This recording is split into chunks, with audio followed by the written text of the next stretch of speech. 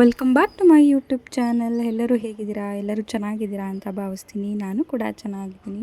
And ಈ ವ್ಲಾಗಲ್ಲಿ ನೀವು ತುಂಬಾ ಎಂಜಾಯ್ ಮಾಡ್ತೀರಾ. ಇದು ನನ್ನ ಮಕ್ಕಳ ಹುಟ್ಕೊರ್ಲು ಕೊಡೋವಂಥ ದಿನ. ನನ್ನ ಮನೆ ದೇವ್ರಿಗೆ ಹೋಗಿದ್ದಂಥ ವ್ಲಾಗ್ನ ನಿಮ್ಮ ಜೊತೆ ಶೇರ್ ಮಾಡ್ತಾಯಿದ್ದೀನಿ. ಯಾರೆಲ್ಲ ನನ್ನ ಚಾನಲ್ನ ಫಸ್ಟ್ ಟೈಮ್ ನೋಡ್ತಾ ಇದ್ದೀರಾ, ಪ್ಲೀಸ್ ಸಬ್ಸ್ಕ್ರೈಬ್ ಮಾಡಿಕೊಂಡು ನನ್ನ ಚಾನಲನ್ನು ನೋಡಿ. ಆ್ಯಂಡ್ ಹಿಂದಿನ ದಿನ ನಾನು ನನ್ನ ಅಕ್ಕನ ಮನೆಗೆ ಹೋಗಿದ್ದೆ, ದೇವನಹಳ್ಳಿಗೆ. ಅಲ್ಲಿಂದ ನಾವು ಕದ್ರಿಗೆ ಹೊರಟಿದ್ದು.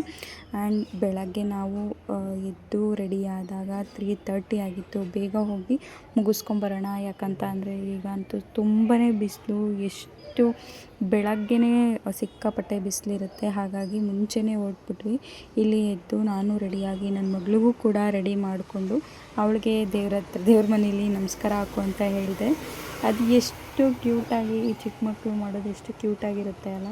ಅವರು ಯಾವ ರೀತಿ ಮಾಡಿದ್ರು ಕೂಡ ಖುಷಿನೇ ಆಗುತ್ತೆ ನೋಡೋದಕ್ಕೆ. ಆ್ಯಂಡ್ ಎಲ್ಲನೂ ಪ್ಯಾಕ್ ಮಾಡಿಕೊಂಡು ನಾನು, ನನ್ನ ಅಕ್ಕನ ಫ್ಯಾಮಿಲಿ ಆ್ಯಂಡ್ ಅಕ್ಕನ ಮಕ್ಕಳು, ಇನ್ನೊಂದಷ್ಟು ಜನ ಆಮೇಲೆ ಜಾಯ್ನ್ ಆಗ್ತಾರೆ.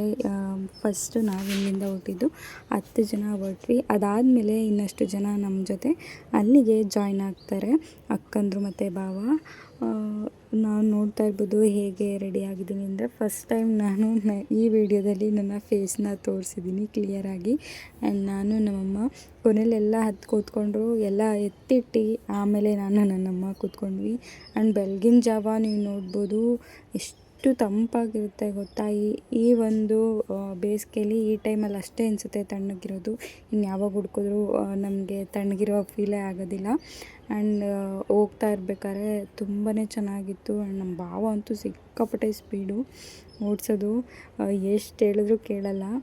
ನೀವು ಯಾರಾದರೂ ಸ್ಪೀಡಾಗಿ ಡ್ರೈವ್ ಮಾಡ್ತಾ ಇದ್ದೀರಾ ಅಂದರೆ ಪ್ಲೀಸ್ ರ್ಯಾಶಾಗಿ ಓಡಿಸ್ಬೇಡಿ, ನಿಧಾನಕ್ಕೆ ಓಡಿಸಿ. ಬಿಕಾಸ್ ನಿಮಗೋಸ್ಕರ ಮನೇಲಿ ಎಲ್ಲರೂ ಕಾಯ್ತಾ ಇರ್ತಾರಲ್ವ, ಹಾಗಾಗಿ. ಆ್ಯಂಡ್ ನಾವು ಕೂಡ ಕದ್ರಿ ದೇವಸ್ಥಾನಕ್ಕೆ ರೀಚ್ ಆದ್ವಿ. ಅಲ್ಲಿಂದ ಒಂದು 2.5 hour 3 hours ಆಗುತ್ತೆ ನಾವು ಕದ್ರಿಗೆ ರೀಚ್ ಆಗಿದ್ದು. ನನ್ನ ಮಗಳನ್ನು ನಾನು ರೆಡಿ ಮಾಡ್ಕೊಂಡು ಕರ್ಕೊಂಡು ಹೋಗಿರಲಿಲ್ಲ, ಬಿಕಾಸ್ ಅವಳನ್ನ ಬೇಗ ಇಬ್ಬರಿಸಿದ್ದೆ. ಅವಳಿಗೂ ಕೂಡ ಒಂದು ಸ್ವಲ್ಪ ಇರಿಸು ಮುರಿಸು ಇತ್ತು.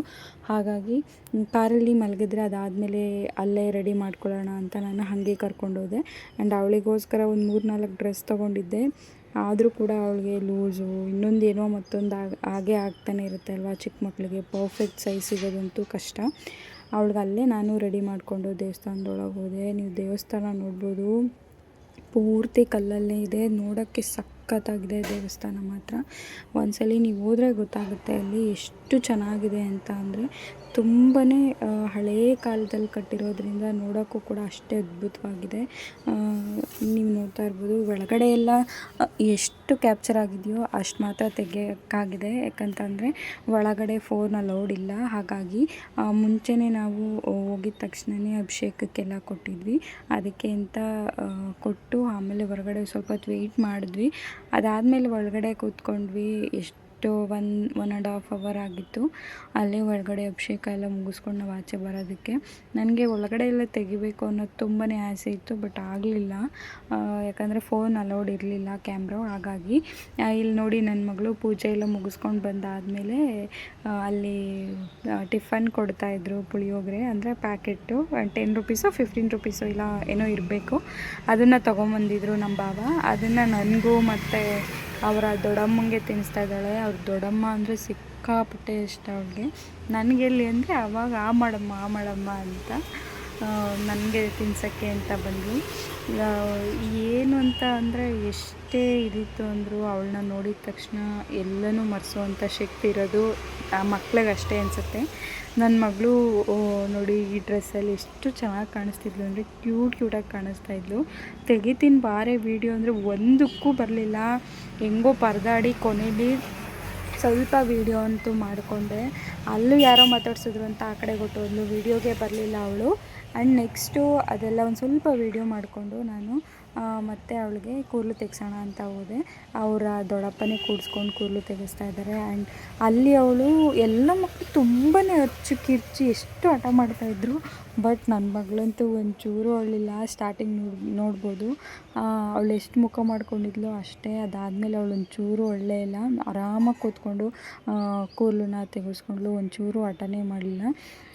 ಎಷ್ಟು ಸಮಾಧಾನವಾಗಿದ್ಲು ಅಂತ ಅಂದರೆ ಒಂಥರ ನನಗೆ ಗಾಡ್ ಗಿಫ್ಟು ಈ ಥರ ಮಗಳು. ನನಗೆ ನನ್ನ ಒಂದು ಸಿಚುವೇಶನ್ಗೆ ಅಡ್ಜಸ್ಟ್ ಆಗುವಂಥ ಮಗಳನ್ನ ದೇವರು ನನಗೆ ಕೊಟ್ಟಿದ್ದಾನೆ. ಅದಕ್ಕೆ ಎಷ್ಟು ಥ್ಯಾಂಕ್ಸ್ ಹೇಳಿದ್ರು ಸಾಲದು.